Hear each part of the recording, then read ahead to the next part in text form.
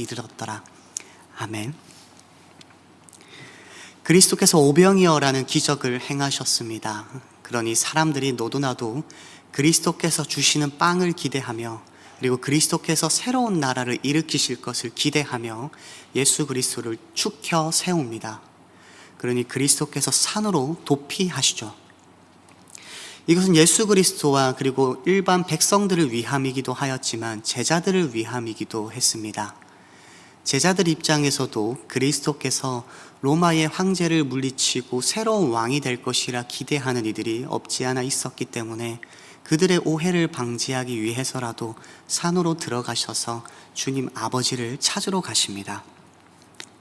그리고 마태복음과 마가복음에는 등장하는데 그리스도께서 제자들을 서둘러 바다로 보내십니다. 이제 건너편으로 빨리 돌아가라라고 재촉하시죠. 그렇게 16절입니다. 제자들이 바다에 내려갑니다. 요한복음 안에서 모든 내용들이 상징을 의미하는 것은 아니지만 때때로는 문학적 장치 안에서 상징적인 의미로 사용되기도 합니다. 그것이 여기에 아마 요한이 상징적인 의미로 사용한 것으로 보입니다. 그러니까 바다라는 표현은 늘상 그러한 것은 아니지만 혼돈하고 무질서한 곳 혹은 좀 부정적인 뉘앙스로 요한이 사용하곤 합니다. 대표적으로 요한계시록 21장 1절에 나중에 보시면 새하늘과 새 땅이 도래했을 때 바다가 없다라고 말을 합니다. 그러니까 부정적인 뉘앙스로 바다를 사용하고 있는 거죠. 제자들이 바다에 내려갑니다. 그리고 내려간다라는 표현도 부정적인 의미에서 사용하고 싶어 할 때 저자들이 즐겨 사용하곤 합니다. 반대로 올라가다가 좋은 의미로 보통 사용되곤 합니다. 예를 들어서 성도들이 예루살렘으로 올라가더라, 이러한 표현들이 있죠. 지리적으로도 예루살렘 성이 위에 있었기 때문에 올라갔다라는 표현이 쓰기도 했고, 그리고 여기서도 지금 바다가 지리적으로 바다는 내려가야 하는 곳이었습니다. 그렇기 때문에 문자적 의미 그대로 올라갔더라, 내려갔더라라는 표현을 쓰기도 했지만 문학적 표현으로서 긍정적인 의미로 혹은 부정적인 의미로 올라갔더라, 내려갔더라라는 표현을 쓰기도 했던 거죠. 대표적인 게 요나서에 나옵니다. 요나가 내려갔더라, 내려갔더라, 내려갔더라 라는 표현을 쓰면서 요나의 상태가 좋지 않다라는 것을 문학적 표현으로 쓰고 있는 거죠. 여기서도 마찬가지입니다. 이들의 신앙이 좋지 않았다라기보다는 이들에게 무언가 불길한 일이 일어날 거다라는 것을 문학적 장치로 표현하기 위해서 바다에 내려갔더라라는 표현을 지금 쓰고 있는 겁니다. 그리고 배를 타고 바다를 건너 가버나움으로 가는데 이미 어두웠다라고 말을 합니다. 여기서도 좀 불길한 일이 있을 것이다라는 것을 말을 해주고 있는 거죠. 이미 어두웠는데 예수는 아직 그들에게 오시지 아니하였다라고 말을 하죠. 요한복음 안에서 예수 그리스도는 빛으로 표현됩니다. 그러니 어두웠는데 빛이신 예수 그리스도께서 아직 오시지 않았다라는 표현을 통해서 제자들의 삶 가운데 어둠 가운데 있는 제자들의 지금 인생 가운데 무언가 좋지 않은 일이 일어날 거다라는 것을 계속 복선으로 깔아주고 있는 거죠. 제자들이 바다에 내려갑니다. 그리고 제자들의 삶에 어둠이 닥쳤는데 빛이신 예수 그리스도께서 아직 오시지 않으셨습니다. 그리고 그때 큰 바람이 불어 파도가 일어나는 거죠. 그들의 삶에 고난이 닥쳤습니다.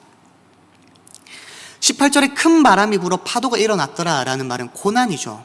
근데 이 고난은 그들이 무언가를 잘못해서 찾아온 고난은 아니었습니다. 이들은 그저 예수 그리스도의 말씀에 따랐을 뿐입니다. 그러니까 신앙생활을 하다 보면 찾아오는 고난이 있듯이 이들에게도 자연스럽게 그들이 잘못해서 고난이 찾아온 것이 아니라 그저 예수 그리스도의 말씀대로 따라서 그냥 건너편으로 가고 있었을 뿐인데 고난이 찾아온 거죠. 그리고 19절입니다. 제자들이 노를 저어 10여리쯤 가다가 라고 말을 하죠. 여기서 10여리쯤은 아마 5km에서 6km 정도 됐을 겁니다. 그러니까 고난이 찾아왔을 때 풍랑이 일었을 때 제자들은 대부분 어부였으니 그들의 기술을 사용하여서 열심히 노를 저었을 겁니다. 하지만 그게 그들의 뜻대로 잘 되지 않았죠. 어떻게 보면 우리의 인생과도 같을 겁니다. 어둠 가운데 있는 제자들의 인생 가운데 어떠한 그들이 가야 하는 목적지가 있습니다. 목적지가 있는 와중에 고난이 찾아왔고 그 인생 가운데 자신들의 기술을 사용하여서 나름 무언가를 하려고 하였지만 잘 되지 않는 우리의 인생을 보여주는 거죠.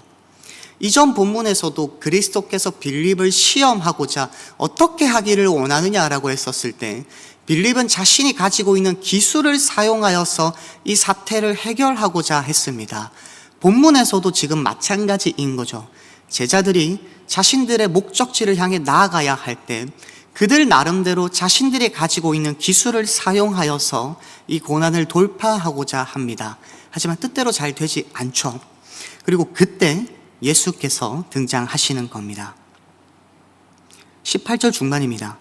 예수께서 바다 위로 걸어 배에 가까이 오심을 보고 두려워하거늘. 이제 그리스도께서 등장하시는 거죠. 근데 제자들은 한 번에 주님을 알아보지 못합니다. 마태복음과 마가복음에 의하면 제자들이 예수를 처음에 봤었을 때 유령인 줄 착각하여서 두려워했더라라는 표현이 나옵니다. 그래서 제자들이 두려워하죠. 예수님을 처음에 한 번에 알아보지 못한 거죠. 20절입니다. 그러니 그리스도께서 말씀하시죠. 이르시되 내니 두려워하지 말라. 여기서 내니, 나다라는 표현은 몇 번 들어보셨을 겁니다. 에고 에임이라고, 나는 무엇이다, 나는 스스로 있는 자다. 이제 구약을 그대로 들고 오신 거죠. 요한복음 안에서 나는 생명의 떡이다, 이러한 식으로 나는 무엇이다, 나는 하나님이다 라는 것을 표현할 때 사용되곤 했습니다. 그리스도께서 나다, 그러니 두려워하지 말라라고 자기 자신을 계시하시니, 드러내시니 이제 제자들이 주님을 알아보게 되죠. 그래서 이에 기뻐서 배로 영접합니다. 그러면서 배는 곧 그들이 가려던 땅에 이르렀더라 라면서 본문이 마무리가 됩니다. 배는 곧 그들이 가려던 땅에 이르렀더라 라는 표현도 요한이 하고자 하는 메시지가 있는 거죠. 그러니까 아직 그들은 배 한가운데 있었습니다.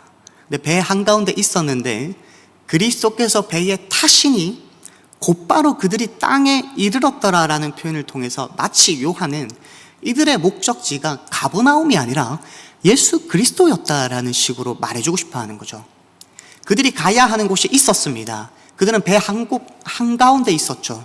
근데 그리스도께서 배에 타시자마자 그들이 목적지에 도착했다라는 듯이 말하면서 제자들의 목적지는 실제로는 예수 그리스도다라는 것을 요한이 말해주고 싶어 하면서 본문이 마무리가 됩니다.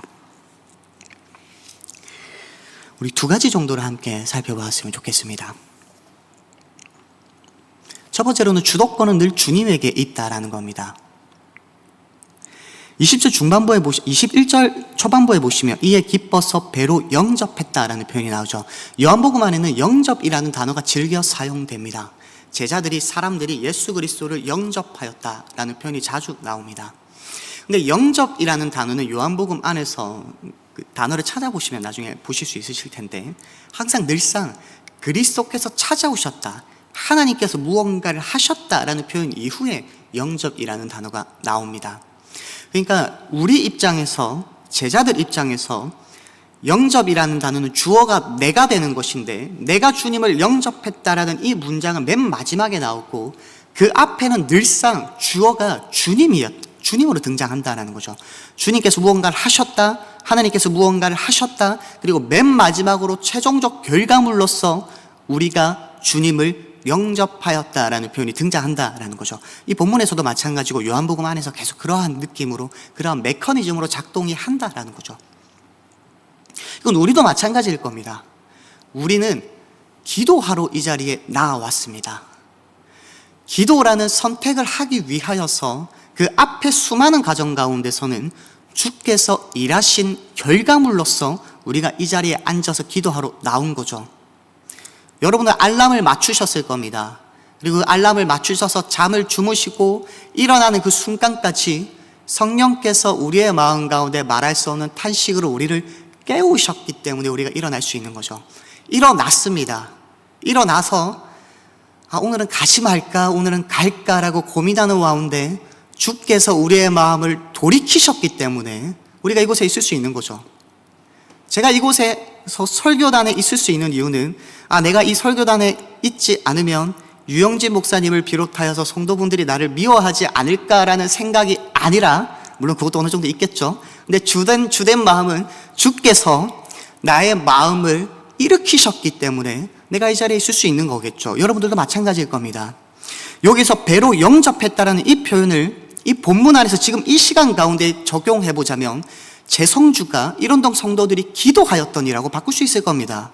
그리고 우리가 기도하러 온 이 결과물이 있기 전까지는 그리스도께서, 하나님께서 일하신 결과물이다라는 거죠. 이것은 지금 기도하러 나온 우리에게 희망을 가져다 줍니다. 이 기도는 우리가 스스로 하고 싶어서 나온 것이 아닙니다. 주께서 일하신 결과물로서 우리가 이곳에 기도하러 나올 수 있었다라는 거죠. 그럼 우리의 기도는 확실하게 들려질 거다라는 말이기도 하죠. 왜냐하면 주께서 일하신 결과물이니까요. 우리의 기도를 주께서 가만히 내버려 두지 않으실 겁니다.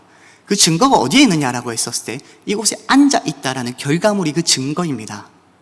우리가 앉은 것이 아닙니다. 주께서 일하셨기 때문에 제자들이 주님을 영접하였던 것처럼 주께서 일하셨기 때문에 우리가 이곳에서 앉아서 기도할 수 있습니다. 우리의 기도는 결코 땅에 떨어지지 않을 겁니다. 이 사실을 기억하면서 함께 기도했으면 좋겠습니다. 두 번째입니다. 본문은 주님 그 자체에 집중하자라고 말을 합니다. 아까 제가 마태복음과 마가복음에는 이렇게 쓰여졌다라고 말을 했었습니다. 근데 요한은 그러한 부연 설명을 쓰지 않습니다. 예를 들면 16절에 저물 매 제자들이 바다에 내려갔다라고 말을 하는데 마태복음과 마가복음은 주께서 빨리 재촉하셨다라고 말을 합니다. 그리고 19절 말미에 제자들이 예수를 보고 두려워했다라고 말을 하는데 마태복음과 마가복음은 제자들이 예수 그리스도를 보고 유령인 줄 착각하였다라고 부연 설명을 합니다. 근데 요한은 부연 설명을 하지 않습니다. 그저 간결하게 쓰고 있습니다. 그래서 학자들이 분석하기를 왜 이렇게 간결하게 썼을까라고 했었을 때 분석하기를 지금 요한은 예수라는 존재 그 자체에 사람들이 집중했으며 하는 바람이 있기 때문이구나 라고 말을 합니다. 그러니 핵심은 20절이라는 거죠. 이르시되 나다 두려워하지 말아라. 그러니까 이 멘트에 집중시키고자 했기 때문에 부연 설명을 하지 않았다라는 거죠. 이 본문 앞 뒤에는 예수 그리스도의 기적이 등장합니다. 그리스도께서 사람들을 먹이시죠. 사람들은 그때 무엇에 집중하냐라고 했었을 때 예수 그리스도에게 집중하는 것이 아니라 예수 그리스도의 능력에 집중했습니다.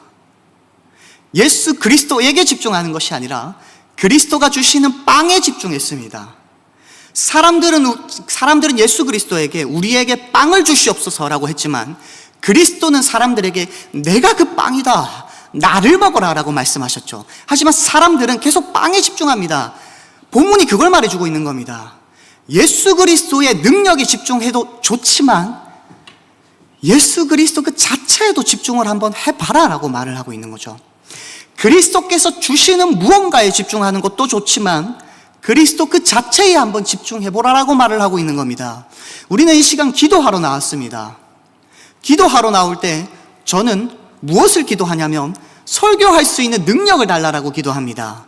그리스도께서 나에게 주시는 무언가를 달라라고 집중하고 기도하죠. 근데 동시에 본문은 저에게 무엇을 요구하냐면 그리스도 그 자체에 집중하라라고 말을 하고 있는 거죠.